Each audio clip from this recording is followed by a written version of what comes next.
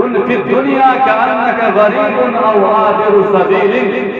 اس حدیث کے اندر اللہ کے رسول صلی اللہ علیہ وسلم نے فرمایا کہ دنیا کے اندر اس طرح سے زندگی گزارو، دنیا کے اندر اس طرح سے زندگی گزارو جس طرح سے ایک اجنبی یا مسافر جس طرح سے سفر کرتا ہے تو ان کے پاس زیادہ بھاری بھرکم سامان نہیں ہوتا ہے، بالکل مختصر سامان.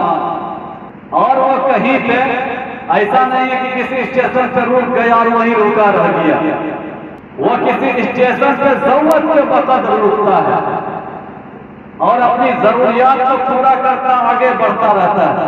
کسی سرائے میں رکتا ہے تو تھوڑی دیر کے لیے رکتا ہے اور وہ آگے بڑھتا رہتا ہے جب تک اس کا سفر پورا نہیں ہوتا، جب تک وہ اپنے اصلی وطن پہ نہیں پہنچ جاتا، اپنی جگہ پہ نہیں پہنچ جاتا ہے، تب تک اس کا سفر مکمل نہیں ہوتا. تو اپنے وطن اصلی کو ہمیں سوچنا پڑے گا اور دنیا کے اندر اسی طرح سے زندگی گزارنی چاہیے. حضرت سلمان فارسی رضی اللہ عنہ بہت بڑے صحابہ، اللہ کے رسول صلی اللہ علیہ وسلم کے بہت چہیتے صحابہ. یہ ایسے صحابہ تھے جن کے بارے میں آتا ہے کہ یہ مذہب کے لحاظ سے بہت سخت تھے. ان کے بارے میں آتا ہے غزوہ خندق جب جہاں کھودا جا رہا تھا، اس وقت اس طرح سے یہ محنت کر رہے تھے، اس طرح سے محنت کر کے دکھا رہے تھے کہ انصار صحابہ کی زبان سے یہ لفظ نکلتا تھا کہ یہ سلمان ہمارا ہے. مہاجرین کہتے تھے کہ نہیں سلمان ہمارا ہے. یہ حال تھی، یہ کیفیت تھی صحابہ کی. حضرت سلمان فارسی رضی اللہ تعالی عنہ، ان کے بارے میں آتا ہے کہ جب ان کا موت کا وقت قریب آیا، ان کا موت کا وقت جب قریب آیا، مرنے کے بالکل قریب ہو گئے، تو بہت زاروں کتار رو رہے تھے، بہت زاروں کتار رو رہے تھے. کسی نے کسی کہنے والے نے کہا کہ اے سلمان فارسی رضی اللہ عنہ، آپ کیوں رو رہے ہیں؟ آپ تو جائیے گا یہاں سے دنیا سے تو اللہ کے رسول صلی اللہ علیہ وسلم سے آپ کی ملاقات ہوگی، اس لیے کہ اللہ کے رسول صلی اللہ علیہ وسلم دنیا کے اندر آپ سے راضی تھے اور آپ بھی ان سے راضی تھے، تو آپ رو کیوں رہے اس طرح سے؟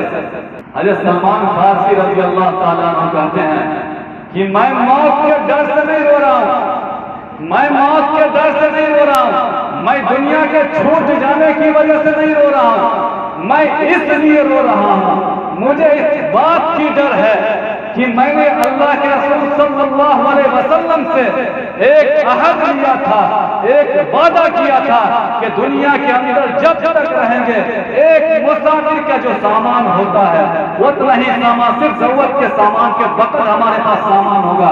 مجھے ڈر ہے کہ میرے پاس اس سے زیادہ سامان ہے، ضرورت کا سامان، مجھے اس بات کی ڈر ہے، اس لیے میں رو رہا ہوں.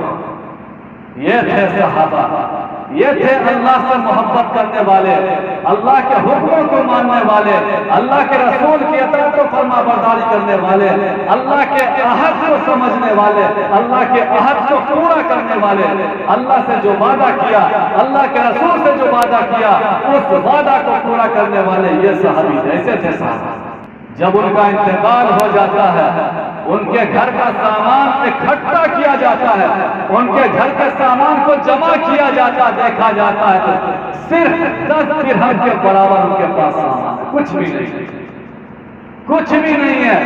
پھر بھی آخرت کی اتنی فکر، پھر بھی اتنا ٹینشن کہ ہم نے کیا وعدہ کیا، ہم نے کیا عہد لیا اللہ کے رسول صلی اللہ علیہ وسلم سے، اور ہم کیا کر رہے ہیں.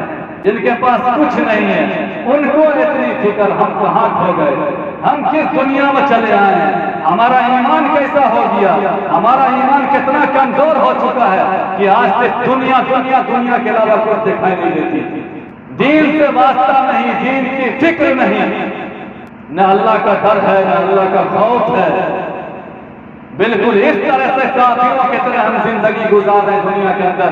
جس طرح سے کافر سوچتے ہیں، غیر ایمان والے سوچتے ہیں کہ یہی دنیا ہمارے لیے جنت بھی ہے اور جہنم بھی ہے، اس کے بعد ہمیں کوئی پوچھنے والا نہیں ہے. یہ ہمارا عقیدہ تو نہیں ہے، یہ ہمارا ایمان تو نہیں ہے۔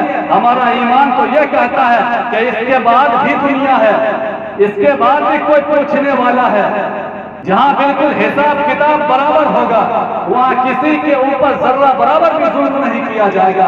وہ ترازو بھی موجود ہے، وہ حساب کتاب کرنے والا بھی موجود ہے۔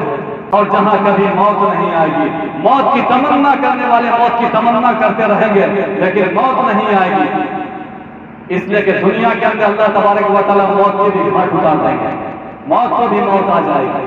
تو صرف تقریر سننا، دین کی بات سننا اتنا ہی کافی نہیں ہے، کم سے کم جب بھی بیٹھے تو یہ سوچ کر بیٹھے کہ کم سے کم ایک بات کے اوپر عمل کرنا ہے، ایک اچھی جو بات، سب سے اچھی بات جو آپ کو لگ جائے، جو شریعت کے مطابق ہو، جو اسلام کے مطابق ہو، اس بات پہ عمل کرنے کی نیت سے بیٹھے اور سنیں۔ اللہ تبارک و تعالی ہم سب کو آخرت کی فکر کرنے والا بنائے، دین کی صحیح سمجھ عطا فرمائے، نماز کی پابندی کرنے والا بنائے۔ اللہ تبارک و تعالی مسجدوں کو آباد کرنے والا بنائے۔ اللہ تعالیٰ کہنے سننے زیادہ عمل کرنے کی توفیق عطا فرمائے۔ وآخر دعوانا الحمدللہ رب العالمین۔ اسی طرح کی اور ویڈیوز پانے کے لیے اعجاز ہاشمی ندوی کو سبسکرائب کریں۔